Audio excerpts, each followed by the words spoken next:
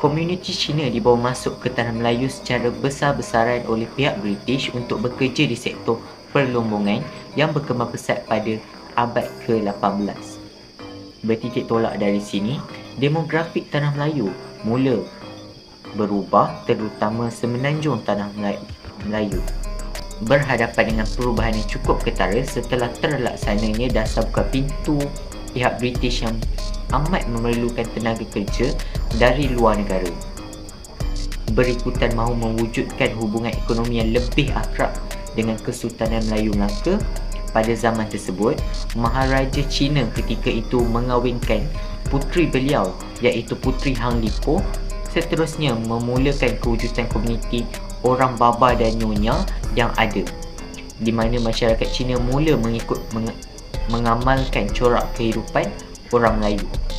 Antara perayaan yang disambut oleh kaum etnik masyarakat Cina antaranya ialah Tahun Baru Cina, perayaan Pesta Tanglong, perayaan Kuih Bulan, perayaan Pesta Perahu Naga dan perayaan Winston Solstice. Antara kepentingan perayaan dan kesan yang paling ketara ialah perayaan tersebut telah meningkatkan hubungan dan interaksi dalam kalangan masyarakat berbilang kaum di Malaysia.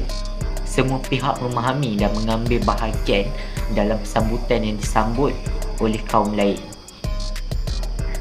Contohnya, melawat ke rumah terbuka dapat mengeratkan lagi hubungan antara kaum. Oleh itu, hari perayaan ini sangat bermakna kerana terdapat satu entiti yang utuh di negara ini yang dikagumi oleh negara luar. Antara perayaan yang disambut oleh kaum etnik Cina antaranya ialah Tahun Baru Cina, perayaan Cap Goh Mei, perayaan Qingming, perayaan Hantu Lapar, Pesta Tanglong, perayaan Kuih Bulan, Pesta Perahu Naga dan yang terakhir Winter Solstice. Okey, perayaan penting bagi masyarakat Cina bagi menyambut Tahun Baru dalam kalender Qamari Cina. Kalender Qamari Cina terbahagi kepada kitaran 12 tahun yang dinamakan sepanjang nama haiwan. Tahun Baru Cina melambangkan permulaan atau titik permulaan dalam kehidupan seseorang. Sebelum hari Tahun Baru Cina bermula, sanak saudara yang jauh akan kembali berkumpul. Rumah akan dicuci dan dibersihkan bersama-sama dan segala hutang dikutip atau dibayar agar mereka tidak sentiasa dikelilingi hutang. Sepanjang tahun yang baru, mercun dibakar pada tengah malam bagi menandakan bermulanya Tahun Baru dan bagi menghalau roh jahat dan nasib malam. Rumah-rumah dihiasi dengan hiasan berwarna merah beserta buah limau sebagai simbol murah rezeki, bunga dan pokok limau. Perayaan Cap Goh Mei ini diadakan sebagai penutup bagi perayaan Tahun Baru Cina. Seterusnya, Pesta Tanglong merupakan malam pertama bulan purnama selepas Tahun Baru Cina. Pada malam tersebut, Tanglong berwarna-warni akan dinyalakan dan mercun akan dibakar untuk memudahkan lagi sambutan. Mengikut adat kaum Cina, tujuan mercun dan Tanglong dibakar untuk menghalau makhluk jahat yang kejam. Makhluk tersebut dikatakan akan takut sekiranya mendengar bunyi bising yang dihasilkan oleh mercun dan cahaya yang dikeluarkan oleh Tanglong. Difahamkan, terdapat juga amalan melontar buah limau ke dalam laut atau sungai dengan doa untuk mendapatkan pasangan. Perayaan Qingming, perayaan yang disambut oleh kaum Cina, adalah satu perayaan yang berbentuk menziarahi kubur nenek moyang mereka yang sudah meninggal dunia dan kemudian membersihkannya, dan barulah diadakan upacara sembahyang mengikut tradisi masyarakat Cina seantero dunia. Mereka juga membawa makanan dan bunga, malahan ada yang membuat replika kereta, duit, rumah dan sebagainya untuk dibakar sebagai simbolik terhadap si mati, dan percaya yang replika-replika itu akan diberikan kepada nenek moyang mereka di alam lain. Di samping itu, perayaan Hantu Lapar, masyarakat Cina percaya pintu alam khaib akan dibuka dan roh-roh orang mati termasuk hantu akan dibebaskan dan berkeliaran di dunia. Mereka turun ke dunia untuk mencari makanan dan hiburan. Semasa tempoh perayaan ini, baginya hidup, mereka perlu menyediakan sesuatu seperti makanan, wang, keperluan harian dan sebagainya untuk hantu-hantu tersebut. Perbuatan itu dikatakan bagi menenangkan jiwa roh-roh yang sudah mati, dan juga simbol ketaatan anak-anak yang masih hidup untuk bakti kepada nenek moyang mereka. Perayaan Kuih Bulan dikatakan bermula bagi menyambut kemenangan orang Cina mengalahkan Mongol pada akhir pemerintahan dinasti Yuan zaman dulu. Perayaan ini juga dikaitkan dengan Cap Gomeh, namun ia adalah perayaan yang berbeza. Perayaan Kuih Bulan disambut pada hari ke-15 bulan ke-8 dalam kalender Cina. Yang seterusnya, Pesta Perahu Naga. Kebiasaannya akan disambut pada hari ke-5 bulan ke-5 dalam kalender lunar.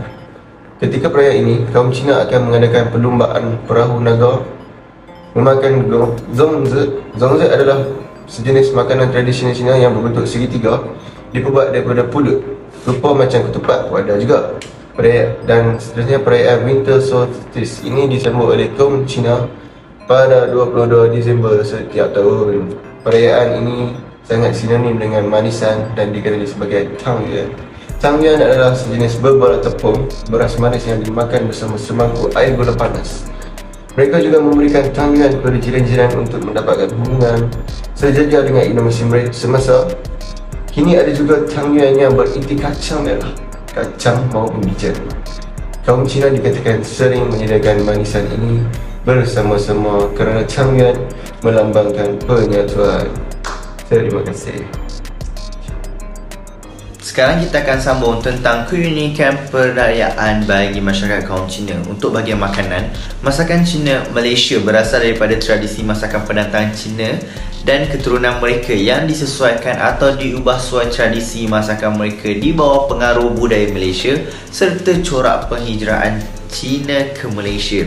Disebabkan sebahagian besar rakyat Cina Malaysia ialah keturunan pendatang dari selatan China, masakan Cina Malaysia kebanyakannya berdasarkan himpunan kepelbagaian hidangan dan akar umbi dari masakan Cantonese, masakan Hakka, masakan Fujian dan juga masakan Teochew.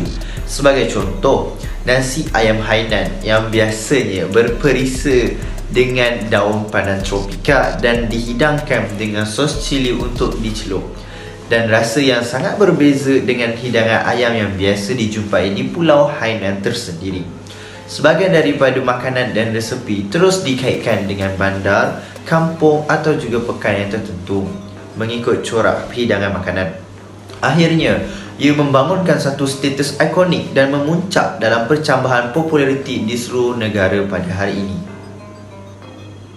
Seterusnya, untuk keunikan bagi masyarakat kaum Cina ialah dari segi pakaiannya. Pertama sekali ialah cheongsam. Cheongsam sering dipakai dalam majlis yang bersesuaian mengikut peredaran zaman seperti majlis perkahwinan dan Tahun Baru Cina. Terdapat banyak jenis cheongsam, namun asalnya pakaian tradisional Cina ini berlapis-lapis, penuh sulaman benang emas dan sutera. Kemudian kita ada sanfu. Sanfu ialah pakaian tradisional Cina yang sejenis baju dan seluar yang boleh dipakai oleh wanita dan lelaki dalam kehidupan seharian. Pakaian tradisional ini berupa baju longgar dan seluar yang diperbuat daripada kain lembut, misalnya kain sutera. Seterusnya ialah simbol perayaan bagi kaum masyarakat Cina. Perayaan Tahun Baru Cina merupakan permulaan tahun yang baru bagi kalender masyarakat Cina. Perayaan ini turut menandakan satu titik permulaan bagi kehidupan dan juga nasib seseorang.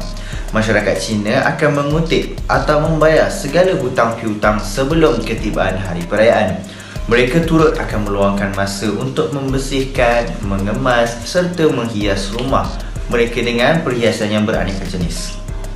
Antaranya sebagai perhiasan di rumah-rumah mereka, kuplet merah sebagai hiasan di pintu rumah, simbol-simbol tradisi perayaan Tahun Baru Cina yang dengan terdapat warna merah, dan juga tanglong, mercun, limau mandarin, kuih nian, angpau dan pakaian tradisional Cina seperti sanfu dan juga cheongsam.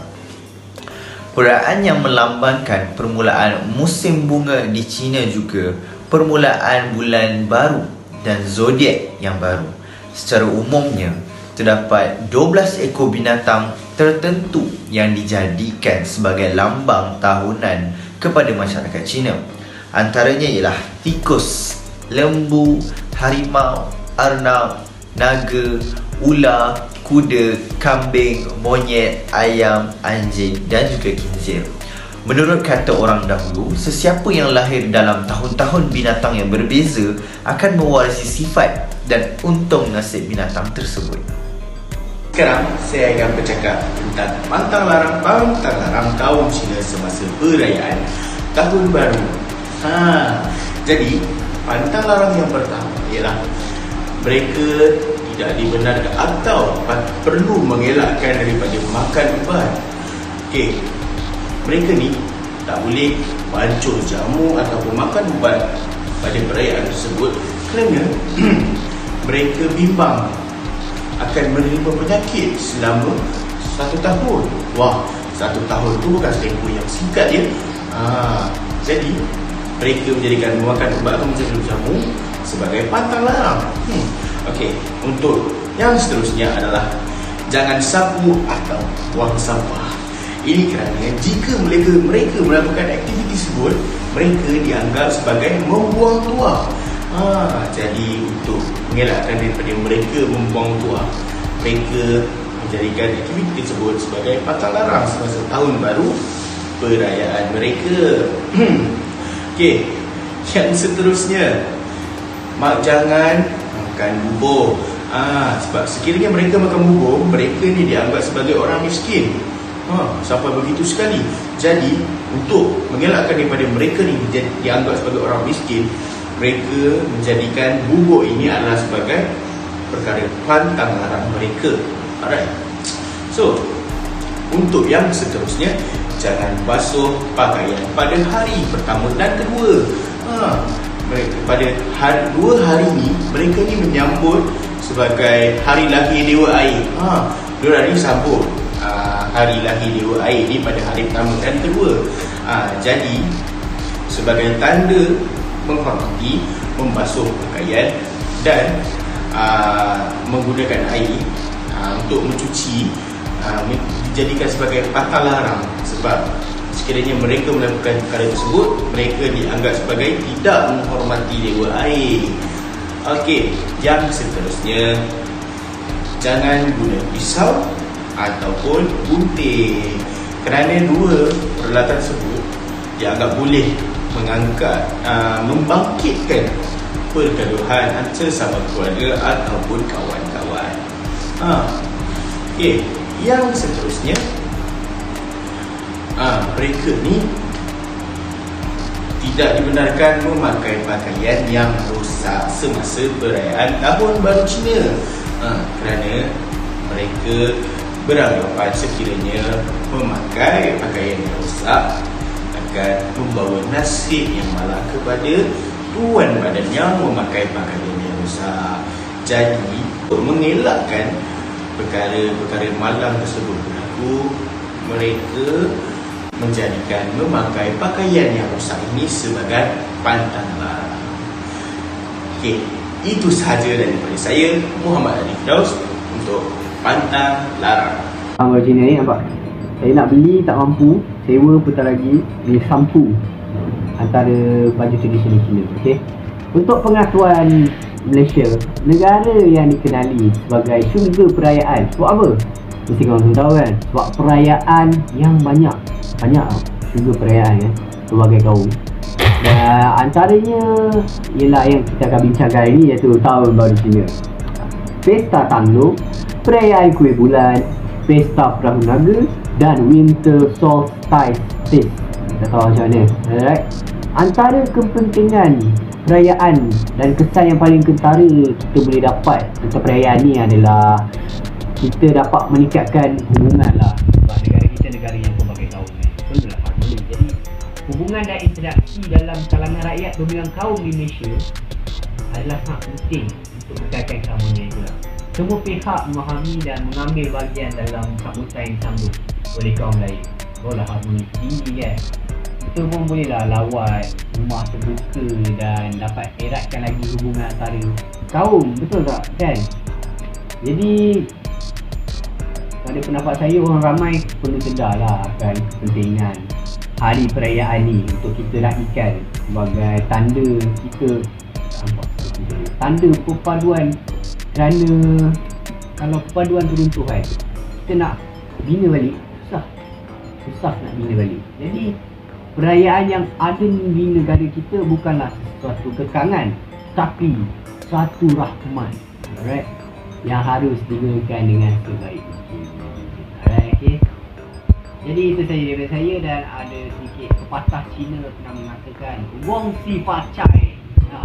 Wong Si Fa Cai. Okay. Assalamualaikum.